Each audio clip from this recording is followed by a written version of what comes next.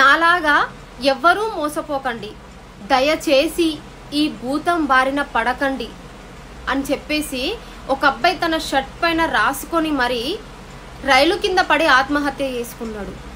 ఇక్కడ కనిపిస్తున్న అబ్బాయి పేరు జయచంద్ర. డిగ్రీ అయిపోయింది, వ్యవసాయం అలాగే పాల వ్యాపారం చేసుకుంటూ హ్యాపీగా సాగుతున్న లైఫ్ ఇతనిది. సడన్ గా ఒక ప్రమోషన్ వీడియో చూసి బెట్టింగ్ యాప్ డౌన్లోడ్ చేసుకొని బెట్టింగ్ ఆడడం స్టార్ట్ చేసిండు.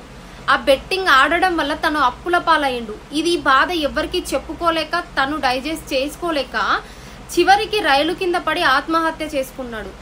నిజంగా ఎంత మంచి లైఫ్ కదా, వ్యవసాయం చేసుకుంటూ పాల వ్యాపారం చేసుకుంటూ తల్లిదండ్రులతో హ్యాపీగా ఉన్న లైఫ్ ఈ బెట్టింగ్ భూతం బారిన పడి ఆత్మహత్య చేసుకున్నాడు.